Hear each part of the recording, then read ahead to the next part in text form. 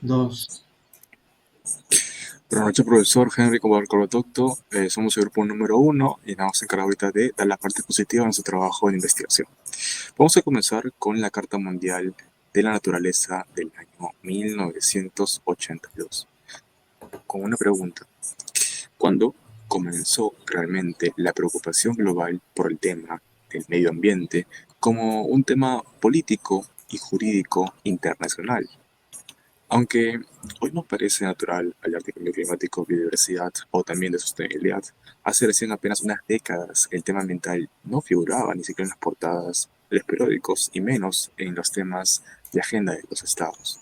Todo cambió en el año 72 en la conferencia de Estocolmo, celebrada en Suecia, donde se dio el punto de partida del inicio del llamado Derecho Ambiental Internacional.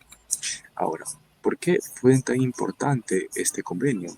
Fue porque es la primera vez en la historia de la historia de nuestra humana en la que los países del mundo se reunieron para tratar un tema un poco bélico, digo, un tema no tan bélico, un tema que no tenía interés económico, sino donde se iban a tratar temas en cómo es que se desarrollaba el hombre con la naturaleza. La declaración fue adoptada por cerca de 113 países y marcó el inicio de una nueva era de conciencia global. Ahora, el contexto histórico es importante, es clave. En los años 60, el avance tecnológico, el crecimiento descontrolado y la industrialización acelerada generaban impactos cada vez más visibles, cada vez más notorios en contaminación de ríos, mares, deforestación, lluvias ácidas, biodiversidad y exceso de enfermedades. Se empezaba a notar que el planeta poco a poco convulsionaba y poco a poco perdía sus características de ser un hábitat para nosotros. Entonces, es en ese momento que el secretario general de la ONU y científicos de la época comenzaron a impulsar una fuerte idea, una fuerte orden de tener una cumbre mundial a nivel ambiental. Así es que llegó el 72 con la Convención de Estocolmo, en la que se pudo por primera vez reflexionar colectivamente sobre los riesgos del deterioro ambiental. Entonces, la Convención de Estocolmo se compone de un preámbulo y 26 principios que representan una especie llamada una constitución ética ambiental, ¿no? Entonces, uno de sus principios más citados es el principio número uno, que dice que el hombre tiene el derecho fundamental a la libertad, a la igualdad, a condiciones de vida adecuadas dentro de un medio ambiente cuya calidad le permita vivir con dignidad y bienestar. Pero también tienen el deber de proteger y mejorar ese medio ambiente para las futuras generaciones venideras. Entonces, aquí se introduce por primera vez lo que es el concepto de responsabilidad ambiental a nivel de naciones, que luego será clave, un punto muy clave en el desarrollo del derecho ambiental como una ciencia. En acuerdos posteriores también con la Declaración de Río que se celebró aquí en Brasil en el año 1992. Otro aspecto importante de Estocolmo es que puso en evidencia un conflicto entre el desarrollo y el medio ambiente, especialmente en países que eran sumamente desarrollados, que tenían pobres normas ambientales y los cuales veían esta convención como que una traba para su crecimiento económico.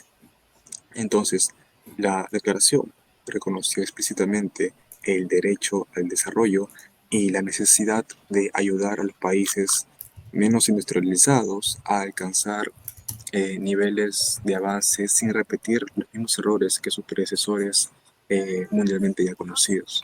Entonces, desde un punto de vista institucional, Estocolmo también fue el origen de diversos programas, con el programa del Frente de Naciones Unidas para el Medio Ambiente, con el cual hasta el día de hoy aún es sede principal dentro del sistema de la ONU. Entonces, si Estocolmo no hubiera surgido, tampoco surgiría este. Es decir, Estocolmo fue eh, la primera fuerza, la fuerza que creó otros movimientos, otros convenios y otras regulaciones a nivel ambiental. Entonces, aunque la declaración no es jurídicamente vinculante, Estocolmo, al igual que otros instrumentos, también así como el soft law, su influencia es significativa. Su influencia es enorme, porque sirvió como base para el desarrollo del derecho ambiental contemporáneo y fue citada en numerosas conferencias, tratados y también decisiones judiciales.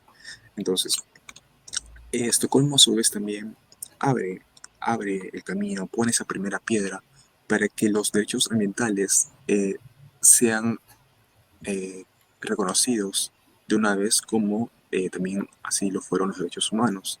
Entonces, hoy, gracias a esta línea evolutiva, eh, contamos con instrumentos como el Acuerdo de Escazú aquí en nuestra región, en América Latina, y las opiniones de la Corte Interamericana que afirman el derecho a un medio ambiente sano. Entonces, en conclusión, la creación de Estocolmo del 72 no fue solamente un acto simbólico, sino fue la primera piedra, el primer impulso, la primera idea, la primera concentración a nivel mundial de naciones que estaban decididas a frenar el inminente cambio frente a la industrialización que se daba en todo el mundo. Ahora vamos a pasar a una segunda parte donde vamos a hablar sobre la Carta Mundial de la Naturaleza del año 1982. Entonces, vamos a hacer una pregunta. ¿Puede comenzar, puede un documento sin fuerza legal obligatoria cambiar la manera en que la humanidad concibe su relación con la naturaleza? Ante esta pregunta, pues surge la respuesta que es la Carta Mundial de la Naturaleza en el año 1982.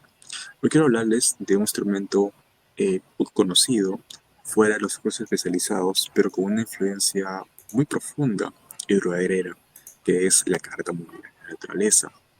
Es una carta que fue adoptada en la ONU el 28 de octubre del año 1982.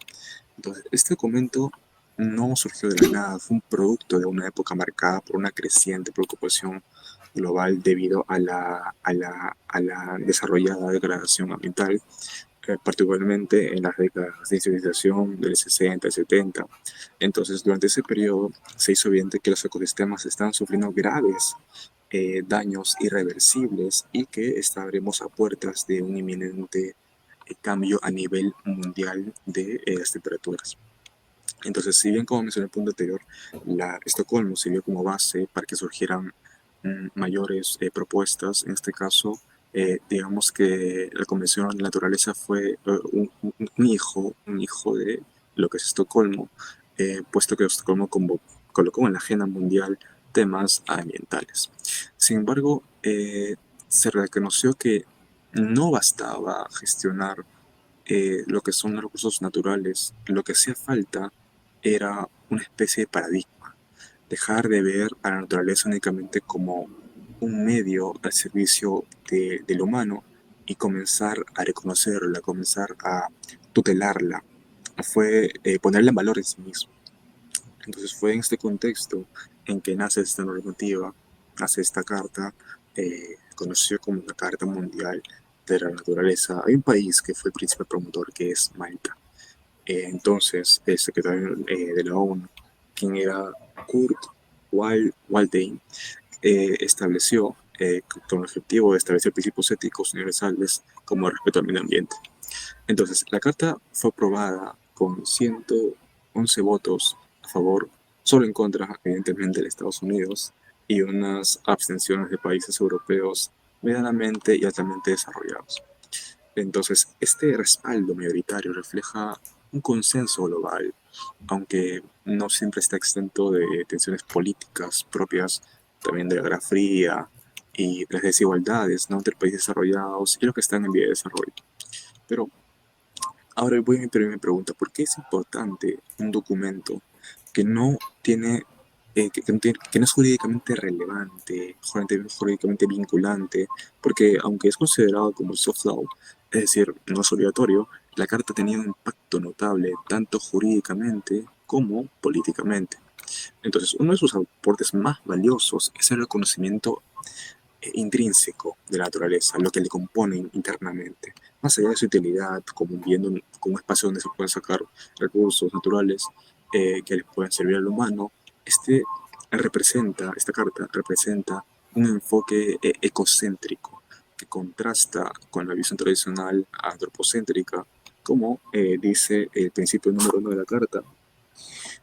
La naturaleza deberá ser respetada y no se deberán perturbar sus procesos esenciales.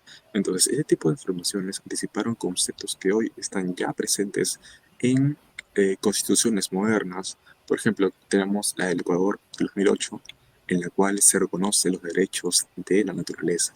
Entonces, la Carta ayudó a consolidar principios que hoy son fundamentales en el derecho ambiental. El principio, por ejemplo, de precaución, el cual obliga a evitar actividades con riesgos potencialmente graves a nivel ambiental. El principio de sostenibilidad, que exige un uso racional, un uso medido de los recursos. Y también por ahí el principio de responsabilidad, que implica reparar los daños causados al entorno en, bueno, post explotación de estos mismos, ¿no? Entonces, gran parte de estos principios surgen en base a esta carta. Ahora, a pesar de no ser un tratado, la carta ha tenido lo que es una aplicación práctica. Tenemos el caso de la opinión consultiva OC-23-17 de la Corte Interamericana de Derechos Humanos, donde se reconoció el derecho a un medio de ambiente sano como un derecho autónomo. Aunque la Corte no menciona especialmente la Carta, sus principios están muy presentes: el deber de prevención, de precaución, protección de la naturaleza por su valor propio, como dijimos, por su valor intrínseco. Entonces, para terminar, podemos decir que la Carta Mundial de la Naturaleza sigue siendo vigente hoy, tras casi 40 años de su adopción, en un mundo amenazado por crisis como el cambio climático, la pérdida de la diversidad, o también lo que es la contaminación global. Este documento nos recuerda que toda forma de vida merece respeto, independientemente de su utilidad. Para nosotros, esa idea simple, aparente simple, sigue siendo profundamente lo que es revolucionario. Ahora, doy pase a mi compañero Joaquín. Adelante, Joaquín. Bueno, siguiendo el orden de ideas del compañero Edward, a mí me toca hablar sobre uno de los más importantes, uno de los hitos más importantes en la evolución del derecho ambiental internacional, como lo es la Declaración de Río de 1992. La Declaración de Río fue adoptada en la Cumbre de la Tierra celebrada en Brasil, por eso el nombre de Río, donde se reunieron 178 estados junto con representantes de pueblos indígenas, ONGs y organismos internacionales. Aunque esta declaración no es un tratado en un sentido estricto, esta declaración fijó las bases del desarrollo sostenible con 27 principios que, a pesar del carácter no vinculante, han tenido una influencia profunda y duradera en la legislación y en la práctica internacional. Uno de los grandes aportes de esta declaración fue la introducción de conceptos fundamentales, como por ejemplo el de las responsabilidades comunes pero diferenciadas. ¿Esto qué quiere decir? Este principio reconoce que no todos los países tienen la misma culpa ni la misma capacidad para enfrentar los problemas ambientales. Además, adicionalmente a este principio, también se destaca el principio precautorio. Este principio lo que busca es promover el actuar incluso cuando la ciencia no ha confirmado completamente un daño ambiental. Ahora bien, como ya sabemos, para entender el presente se debe conocer el pasado. ¿Cómo llegamos a Río 92? Esta declaración fue el resultado de un proceso que comenzó en la Conferencia de Estocolmo en 1972, donde se reconoció por primera vez la necesidad de la cooperación internacional en temas ambientales, aunque en ese momento el desarrollo económico aún se veía como algo separado del medio ambiente. 2 décadas después, el informe Brundtland en 1987 dio un giro importante al definir el desarrollo sostenible como aquel que satisface las necesidades del presente sin comprometer las del futuro. Este informe sirvió de puente conceptual para la Declaración de Río. El concepto político también fue clave porque el contexto de la declaración fue principalmente el fin de la Guerra Fría.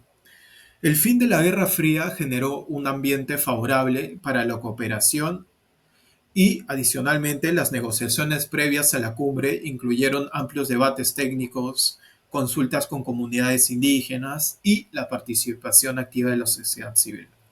Aunque, como ya lo he mencionado, esta declaración no es legalmente obligatoria, sus principios han incorporado a muchos tratados vinculantes, como por ejemplo la Convención sobre el Marco sobre el Cambio Climático y el Convenio sobre la Diversidad Biológica. También han sido citados en sentencias de tribunales internacionales y nacionales, ganando poco a poco una fuerza normativa importante. Entre los principios que desarrolla de manera más relevante podemos destacar el principio 1, que reconoce el derecho humano a vivir en armonía con la naturaleza. El principio 2, que reafirma la soberanía de los estados, pero también el deber de no causar daño al ambiente de otros países, justificándose con la soberanía. El principio 10, que garantiza el acceso a la información, la participación ciudadana y la justicia ambiental. El principio 16, que impone la lógica de quien contamina debe pagar.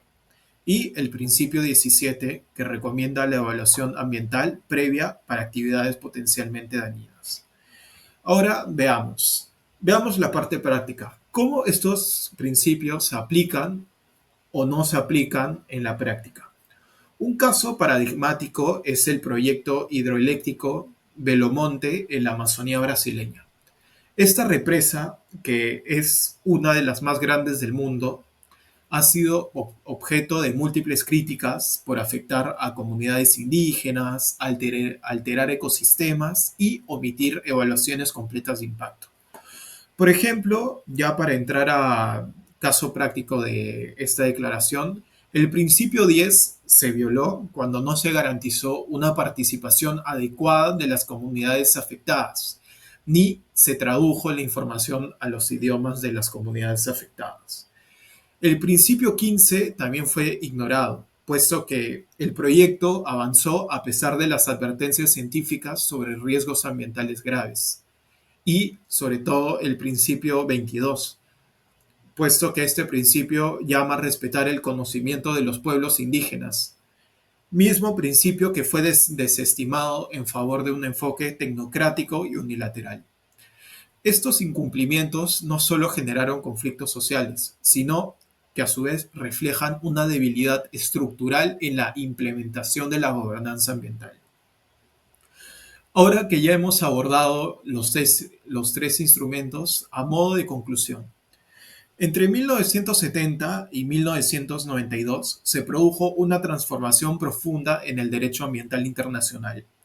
Lo que comenzó como un simple llamado a la conciencia frente a la contaminación y la degradación del entorno, fue evolucionando hasta convertirse en un cuerpo normativo más complejo, ético y estructurado, que hoy por hoy constituye la base para enfrentar desafíos como el cambio climático, la pérdida de biodiversidad y la injusticia ambiental. Este proceso de evolución, como ya se ha mencionado a través de este video, se puede dividir en tres grandes momentos, representados por un instrumento clave. El primero, la Declaración de Estocolmo, resultado de la primera conferencia de las Naciones Unidas sobre el Medio Humano, que fue el punto de partida del derecho ambiental moderno, puesto que en esta el ser humano aparece en el centro del discurso. Se habla del derecho a un ambiente sano, pero también del deber de protegerlo para las generaciones futuras, no solo enfocarse en el presente, sino proyectarse al futuro. El enfoque en esta declaración era antropocéntrico, centrado en cómo el ambiente afecta la calidad de la vida de las personas. 10 años más tarde, en 1982, la Carta Mundial de la Naturaleza marcó un cambio radical en el enfoque, puesto que este documento introdujo una visión ecocéntrica y ética. ¿Esto qué es? Por primera vez se reconoció el valor intrínseco de la naturaleza, más allá de la utilidad que tiene para los humanos, puesto que se afirmó que la humanidad es parte de la naturaleza y que los ecosistemas deben ser respetados por lo que son, no solo por lo que ofrecen. Esta carta se enfocó también en una transformación moral del vínculo entre humanidad y planeta, no solo en lo que es la gestión de daños. Finalmente, en 1992, con la Declaración de Río sobre Medio Ambiente y Desarrollo, adoptado en la histórica Cumbre de la Tierra, se visualiza una síntesis y evolución del camino que fue iniciado en las décadas anteriores, reconociéndose que la protección del ambiente no puede desligarse del desarrollo económico. Por eso se acuña el concepto de desarrollo sostenible como aquel que satisface las necesidades del presente sin comprometer las necesidades del futuro. Principalmente en la Declaración de Río podemos ver el surgimiento de un nuevo enfoque, el de la justicia ambiental. ¿Esto qué quiere decir?